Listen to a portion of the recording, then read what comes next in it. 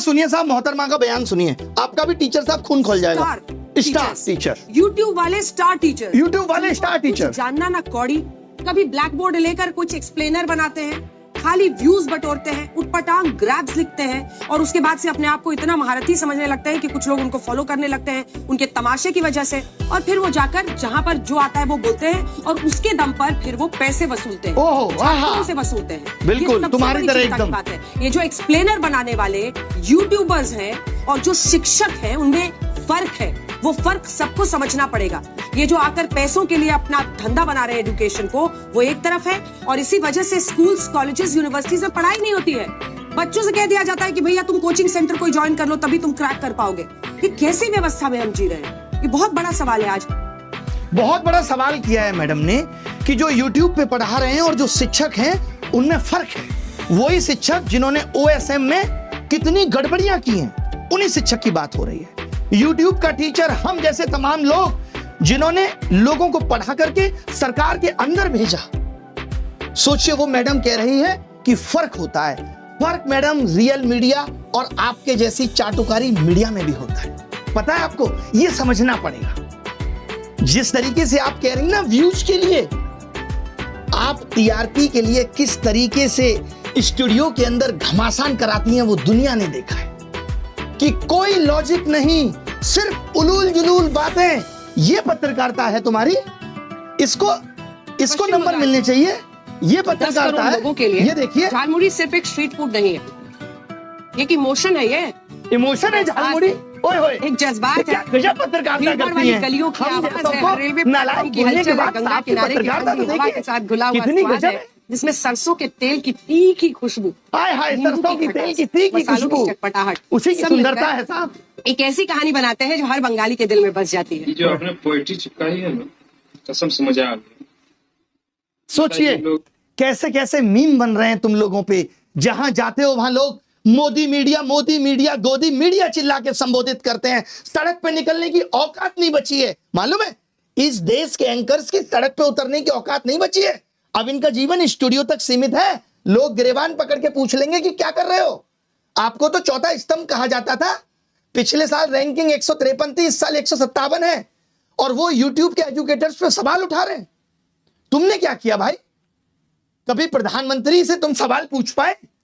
56 inch सीने के सामने तुम्हारा सीना तो आधा इंच का भी नहीं रहा। कश्यप जी ने डिबेट में ऑनलाइन टीचर और यूट्यूब पर पढ़ाने वाले टीचर्स को 2 कौड़ी का टीचर बोल दिया। उन्होंने कहा इन टीचर्स को कुछ नहीं आता, ये सिर्फ पैसों के लिए बच्चों को गुमराह करते हैं। तो अंजना जी, सबसे पहले तो धन्यवाद आपका। आपने एक बार फिर बता दिया कि स्टूडियो में बैठकर किसी की मेहनत को छोटा बोलना कितना आसान। आपने सभी टीचर्स को 2 कौड़ी का नहीं कहा, आपने हमें 2 कौड़ी का टीचर कहा। कोई बात नहीं, हमें कोई फर्क नहीं पड़ता। कम से कम आपने इस बात का जिक्र तो किया। हाँ, हम 2 कौड़ी के हैं क्योंकि हम उन बच्चों के साथ खड़े होते हैं जिनकी आवाज आप जैसे घटिया लोग नहीं सुन। हम 2 कौड़ी के हैं क्योंकि जब नीट का पेपर लिखता है, जब बच्चों का फ्यूचर खतरे में आता है, तो हम उनकी तरफ से आवाज उठाते हैं। हम 2 कौड़ी के हैं क्योंकि कोरोना के टाइम पे जब स्कूल कॉलेज सब बंद थे, जब 2000 के नोटों में आप चिप ढूंढ रहे थे, तब हम बच्चों की ऑनलाइन पढ़ाई करा रहे थे। हमने घर बैठे यूट्यूब पर फ्री में पढ़ाना शुरू किया था। हम 2 कौड़ी के हैं क्योंकि हमारे लिए बच्चा TRP नहीं जिम्मेदारी होता है। मैडम, हम बोर्ड पर मैथ, साइंस, जनरल नॉलेज हर चीज पढ़ाते, लेकिन आप अपने न्यूज चैनल पर क्या पढ़ाते हैं? कभी धर्म के नाम पे डिबेट, कभी विपक्ष को घेरने की स्क्रिप्ट, कभी जनता के असली मुद्दों से ध्यान हटाने वाली कहानी। टीचर्स का काम पढ़ाना है और हम पढ़ाते हैं, लेकिन मीडिया का काम सवाल करना होता है। आप वही काम ठीक से नहीं कर रहे हैं। आपने कितनी बार मणिपुर का मुद्दा उठाया, कितनी बार आपने पेपर लीक को लेकर आवाज उठाई। देश में एजुकेशन सिस्टम की हालात कितनी खराब हो गई, आपने कितनी डिबेट की। सवाल उठाना तो छोड़िए, कई बार तो आप लोग हर उस चीज का फायदा गिनाने लगते हैं जो देश के लिए नुकसानदेह। रुपए की कीमत गिरी तो फायदा समझाया, पेट्रोल महंगा हुआ तो उसमें आपने फायदा दिखाया, टैरिफ बढ़े तो भी देश हित में आपने वो चीजें खोज ली। मैडम, न्यूज एंकर का काम सरकार की तारीफ करना नहीं होता, आपका काम जनता की तरफ से सवाल करना होता है। आप बताइए, आपने आज तक कितनी बार सरकार की एजुकेशन पॉलिसी पर सीरियसली डिबेट की है? कितनी बार पूछा कि देश की शिक्षा व्यवस्था कितनी कमजोर है? अगर स्कूल सिस्टम इतना मजबूत होता ना, तो ये 2 कौड़ी के कोचिंग और यूट्यूब के टीचर्स यहाँ होते नहीं। बच्चा स्कूल जाता, वहीं से सब सीख कर। लेकिन जब सिस्टम फेल हुआ तो ये सारे छोटे छोटे 2 कौड़ी के टीचर्स यूट्यूब पे खड़े होकर फ्री पढ़ाने। अंजना जी, याद रखिए, एक टीचर जब सड़क पर निकलता है ना, तो उसे हजारों बच्चे मिलते हैं, कहते हैं सर आपने पढ़ाया था। उनके पेरेंट्स रेस्पेक्ट देते हैं, उनकी सफलता में टीचर्स का हिस्सा होता है। लेकिन जब मीडिया जनता के बीच जाती है तो जनता अब आपसे सवाल पूछती है। आप देश का चौथा स्तंभ थे, फिर जनता के मुद्दे क्यों छोड़ दिए? आपने बेरोजगारी बेरोजगार युवाओं की आवाज क्यों नहीं उठाई? आपने पेपर लीक पर सरकार से जवाब क्यों नहीं मांगा? अगर आपको शर्म आती है तो एक बार ये सोचिए कि रेलवे में ग्रुप डी की एक वैकेंसी होती है जिसमें 1,08,00,000 बच्चों ने फॉर्म भरा, लेकिन आज भी वो वैकेंसी कोर्ट केस में अटकी हुई। SSC GD जिसमें सिपाही जो आपकी सुरक्षा में लगे रहते, ये सिपाही भर्ती होते हैं, इनका पेपर नीट एंड क्लीन तरीके से नहीं हो पा रहा है, बार बार इनके पेपर कैंसिल हो। अंत में बस इतना कहूंगा, टीचर को छोटा बोलकर कोई बड़ा नहीं बनता। स्टूडियो में बैठकर चिल्लाने से कोई ज्ञानवान नहीं। सम्मान दीजिए उन लोगों जो देश के बच्चों का भविष्य बना, क्योंकि जिस दिन टीचर ने बोलना शुरू कर दिया ना, उस दिन ये स्क्रिप्टेड जो जर्नलिज्म आप कर रहे हैं, ये असलियत देश का हर बच्चा समझ जाएगा। वैसे आप समझदार हैं, आगे से